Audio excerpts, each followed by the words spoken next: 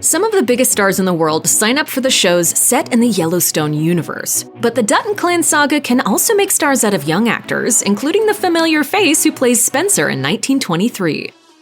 Yellowstone has proven to be the franchise that can't be stopped. The show just finished its 5th season, and it's continuing to rack up impressive viewership numbers. Plus, a slew of spin-offs are keeping the legend of the Dutton family alive and well. First, there was 1883, which tracked the family's migration from Texas to Montana. By the time of 1923, the Duttons are secure in their Montana property, but there are various hardships looming. 1923 features several incredible stars, including Harrison Ford, who plays Jacob Dutton, and Helen Mirren, who plays Cara Dutton. Jacob and Cara's nephew, Spencer Dutton, a World War I veteran who now spends much of his time tracking big game across Africa, is quickly becoming a fan favorite. My goodness. The actor who plays him, Brandon Sklenar, may not be a household name like Ford and Mirren just yet, but he has ample credits to his name. Sklenar has mostly appeared in supporting roles so far. According to IMDb, he got his start in several projects, including Truth Be Told, Fall Into Me, and New Girl. He finally got a chance to show his range with a major part in the 2018 film Mapplethorpe. The movie follows the life of famed photographer Robert Mapplethorpe, played by Matt Smith. Partway through the film, Robert hires his younger brother, Edward, played by Sklenar, to work as his assistant. While the two seem to get along at first, it's clear there's tension between them. Their dynamic leads to one of the best scenes in the movie, where the two have a blowout fight, and it's here that Sklenar gets to shine. I've this much!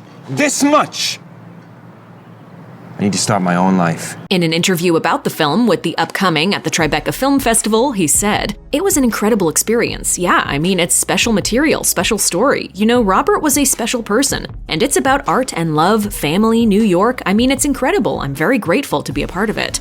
Sklenar also popped in for 2 episodes of HBO's Westworld. He played Henry, who in season 4 went on an extremely bad date with Evan Rachel Wood's Christina. The show's final season sees Christina working as a video game writer for Olympiad Entertainment. When she goes on her date with Henry, he's pretty much full of himself and can't even be bothered to remember what it is Christina does for a living.